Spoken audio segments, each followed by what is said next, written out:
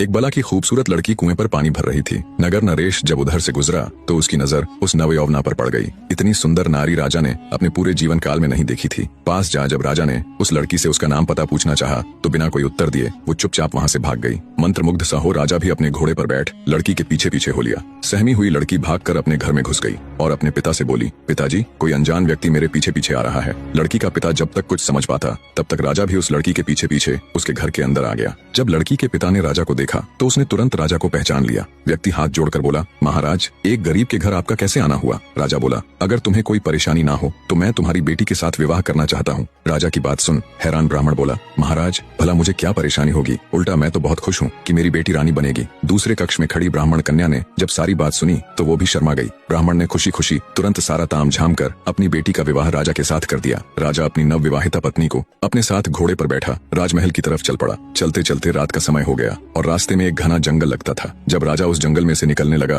तो ब्राह्मण कन्या बोली, महाराज, मुझे बहुत जोरों की प्यास लगी है। रानी की बात सुन राजा घोड़ा रोककर आसपास कोई पानी का कुआं, कोई झरना खोजने लगा। उसी जंगल में एक खूंखार आदमखोर दानव रहता था। जब भी कोई उस जंगल से गुजरता तो दानव को आदम यानी मनुष्य की महक आ जाती थी। कई दिनों के भूखे आदमखोर को जब मानव गंध आई तो वो खिल उठा और तेजी से गंध की दिशा में बढ़ने लगा। कुछ ही समय में दानव रानी के पास जा पहुंचा। रानी ने जब अपने सामने एक खूंखार आदमखोर दानव को देखा तो उसकी चीख निकल गई। पानी खोजने गया राजा रानी की चीख सुनते ही घबरा गया और तुरंत भागकर वापस आया। देखा तो उसकी नव विवाहिता पत्नी एक खूंखार दानव की कैद में है। राजा हाथ जोड़कर रानी को छोड़ने के लिए दानव के सामने मिन्नतें करने लगा। अब दानव तो कई दिनों का भूखा था, इसलिए उस पर राजा की मिन्नतों का कोई असर नहीं हुआ। तब राजा बोला, सुनो राक्षस, मैं इस नगर का राजा हूँ। अगर तुम मेरी पत्नी को छोड़ दोगे तो मैं हर सप्ताह तुम्हारे भोजन के लिए किसी हष्टपुष्ट व्यक्ति को तुम्हारे पास भेज दिया करूंगा। ये मेरा वचन है। दानव सोचने लगा, अगर मैं आज राजा की पत्नी को खा लेता हूँ तो मेरी सिर्फ आज की भूख मिटेगी, पर अगर मैं इसे छोड़ देता हूँ तो हर सप्ताह मुझे बैठे बिठाए ताजा स्वादिष्ट गोश्त खाने को मिलेगा। ये विचार कर दानव ने राजा की पत्नी को छोड़ दिया और बोला,